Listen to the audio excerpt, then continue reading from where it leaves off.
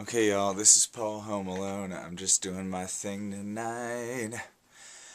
I haven't talked to anybody in about 7 hours, so I'm just going to do my best with what I got, okay?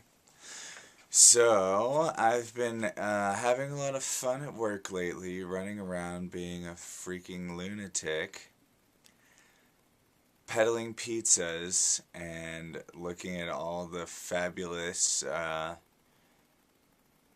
consumers and friends and fun stuff that I have to deal with in my everyday life. And recently I've been more and more apt to talk about drugs and, the repercussions of doing drugs. Because, I've had a lot of people experience hardships because of illegal drug use recently, and it's, you know, it's given me an impetus to speak my mind on the subject, right? Because I've probably devoted close to 1,000 hours of my time listening to podcasts on history, listening to podcasts on subculture and the counterculture. I've read books on drug use. I've read books on the drug trade. The opium wars started by drugs. I've listened to music about drugs. I've seen the music scene in New Orleans, and I just know for a fact how closely related that scene and drugs are. And I just find it really hard to get it through to people that drugs are a cancer. Drugs are a problem, and whether you want to believe it or not, like, it's almost like I don't know where to start. It's like, okay, there's a reason companies drug test their employees. It's because if you're getting high, you're going to be fucking up at work. You're going to be fucking up a lot, very regularly. It's not my problem if you're fucking up, but where I have a problem with it is if you're fucking yourself up. And what that translates to is other people having to deal with you being fucked up. Your family has to deal with the pain of not knowing, not knowing if you're going to be okay or not.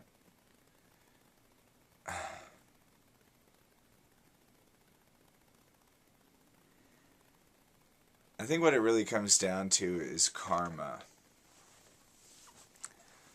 Karma is a real thing, I think, and I haven't been the best, I can admit. I've gotten myself into some pretty weird karmic situations that I probably could have avoided, like,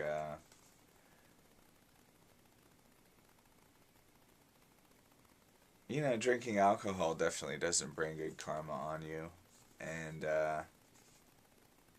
just being around the wrong people, that can bring bad karma. But I definitely think if you're trying to push people to use drugs, that can bring bad karma on you. And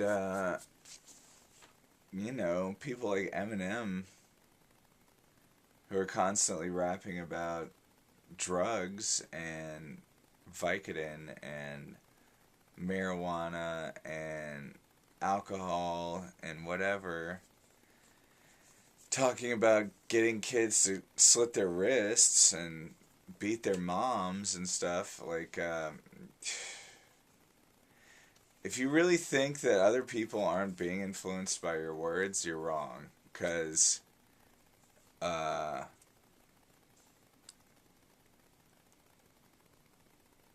one of my friends, I had this conversation with one of my friends from work who's a real down guy.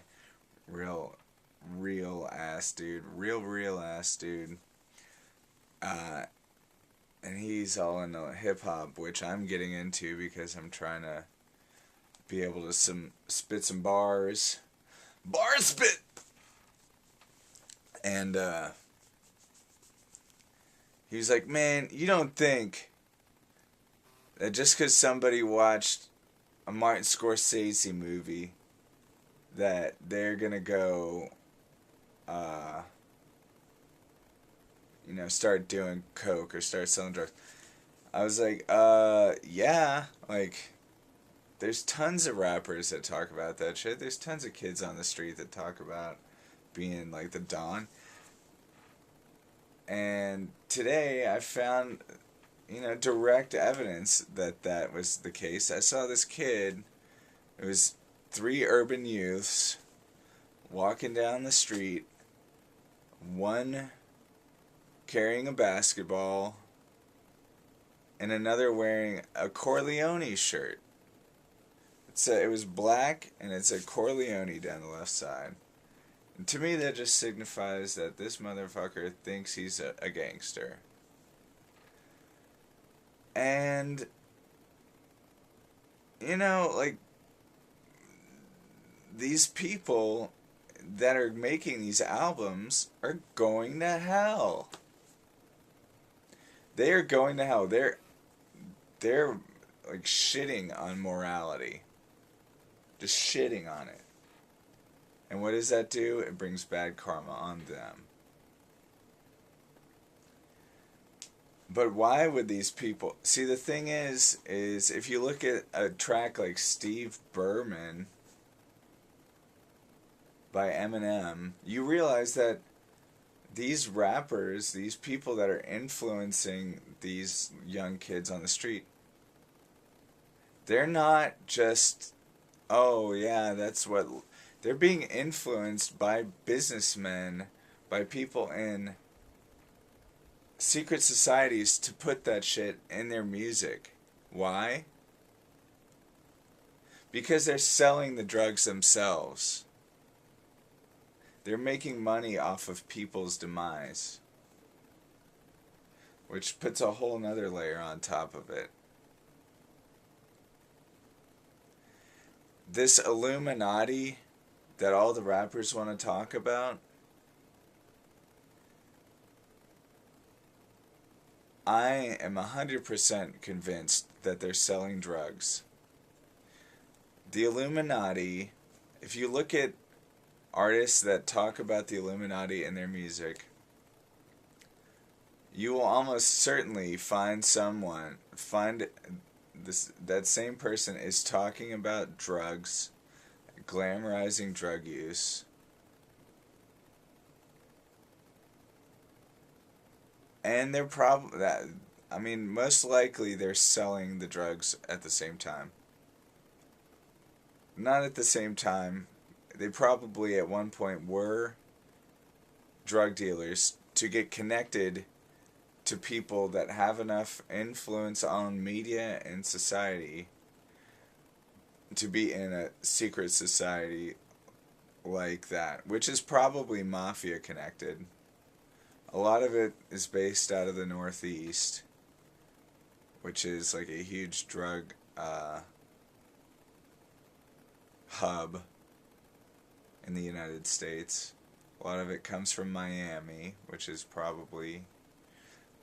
I want to say the Illuminati is probably not as directly connected to the South Americans, even though they are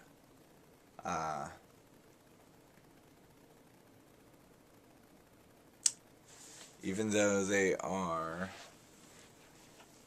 still selling coke up in the Northeast. I know they have business ties, but I don't know if they associate with them as much. But if you listen to Illmatic by Nas, and you will hear the most reprehensible, direct glamorization of a drug dealer lifestyle ever. It's just absolutely disgusting. Like, kids grow up listening to this stuff, start singing it, and then pretty soon they start living it. And that's why you have a guy that's 25 looking cool rapping, and then 5 years later you go back to him and he's cracked out. He just got in the wrong shit, cracked out. 40 years, that same guy, 40 years old, looks like he's about 60, talking to himself, walking down the side of the street. Everybody thinks it's not going to be them. It is going to be them, and that's why drugs are a fucking problem. They hijack your reward system. They hijack your motivation. You don't want sex. You don't want food. All you want is the drug, and that's why these people are making tons of money off of it. I heard a stat today. It said drugs are bigger than the textile industry in the world. And textiles are something every single person on the planet needs to be in society. If you don't have clothes, I mean, you can't just not have clothes unless you're living in like sub-Saharan Africa. But I mean, to have something that is completely unnecessary be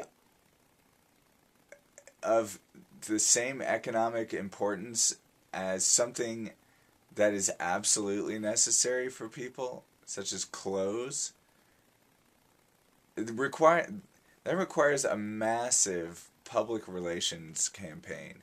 Like, there's big business involved in the drug trade, and that involves a propaganda arm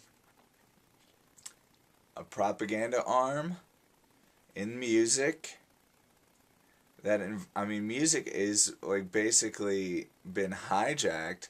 What used to be a very positive creative force has been turned into a slum for addicts. They glamorize it on TV. They glamorize it on movies. I mean, at one point, okay, look at it like the cigarette, the tobacco industry. At one point, almost every actor was smoking a cigarette. Now, what is it? Cigarettes aren't as glamorous because they've gotten such a bad rap. But what do you get? You get Leonardo DiCaprio taking Quaaludes and snorting coke off of a stripper's ass. You get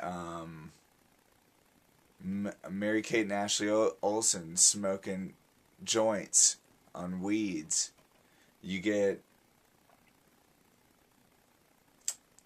Train Stopping. You get Requiem for a Dream. Yeah, I mean, that's not really like glamorizing it, but that's a good movie.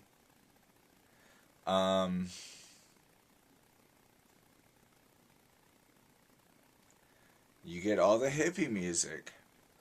Cocaine, dan dan dan dan, boom dan dan dan dan dan dan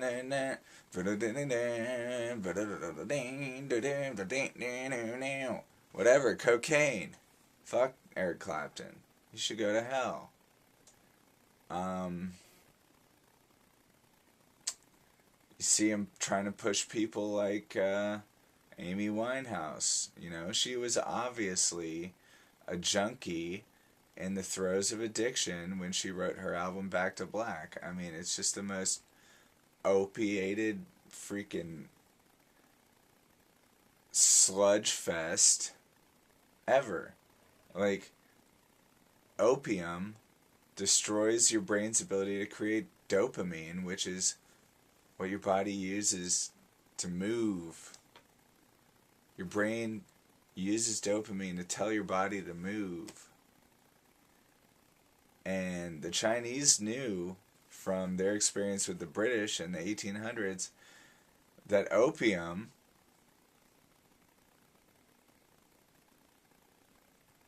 ruins the productivity of the populace.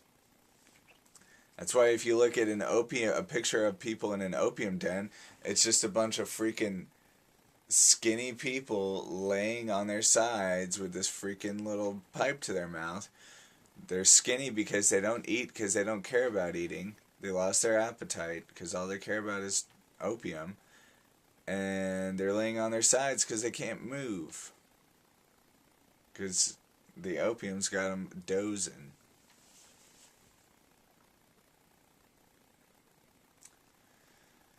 It's sickening. It's really, really, really sickening what people... I mean, okay, you talk about West Coast. West Coast, that's, I mean... They talk about slinging rocks on the corner. Yeah, it's like they say don't get high off your own supply until later on that night. That means they're telling people, yeah, you should go do drugs. Well, fuck you. You shouldn't do drugs. You really shouldn't. If you're doing drugs now, you should go get help.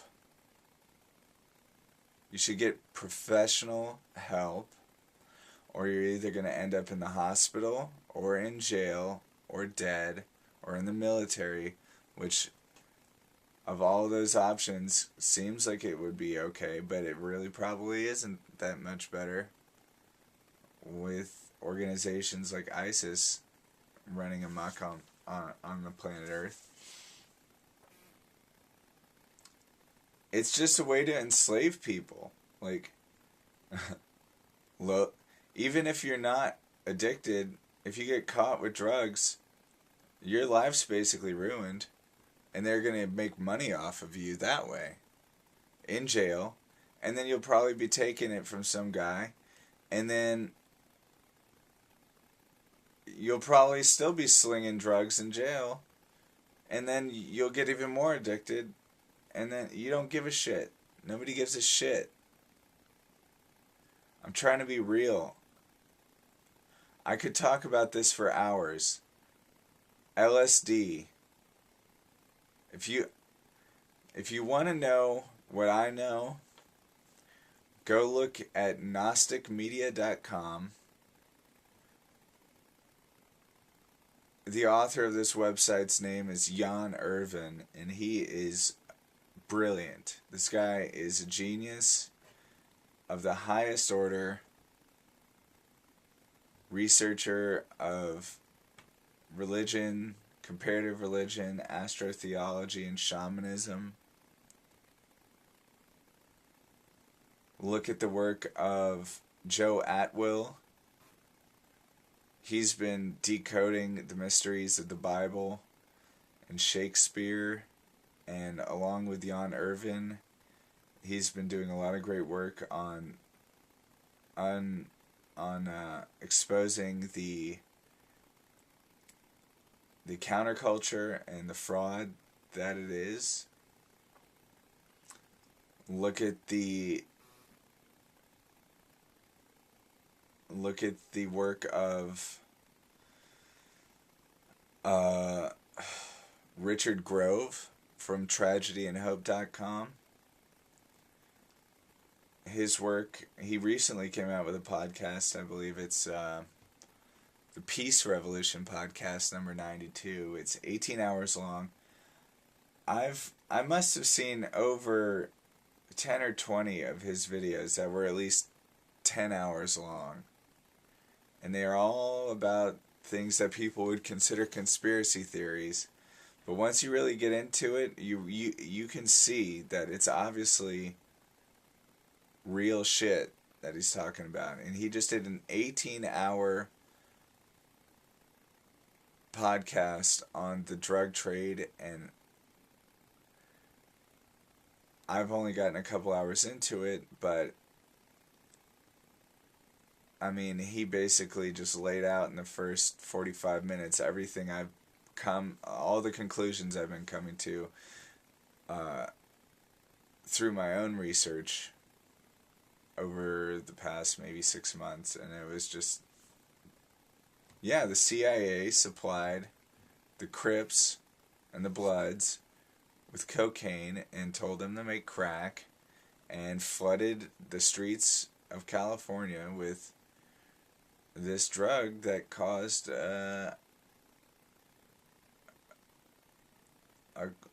crime epidemic. And, you know, I live in New Orleans, which is a major hub for trade.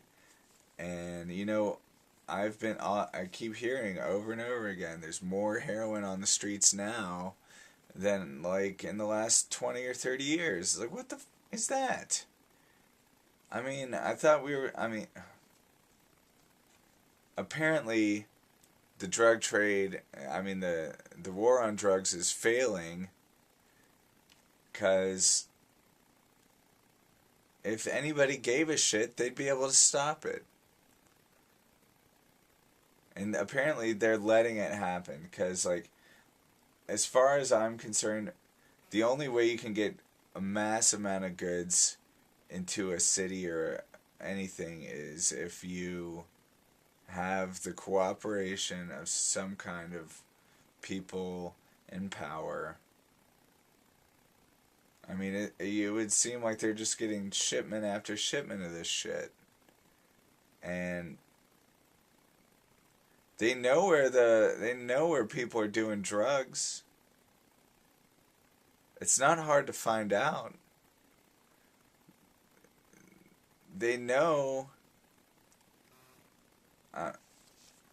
They know it's not easy. It's not hard to, like. You would think with all this surveillance state shit, they would know exactly where the drugs are, because people are stupid with how they use their fucking smart devices nowadays.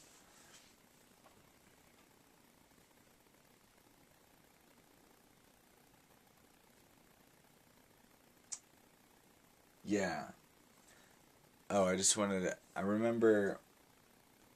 wanted to say something about the Charlie Sheen winning meme. Winning hashtag. Hashtag winning. Well, guess what, Charlie Sheen? I guess we're going to have to give your hashtag a new definition, because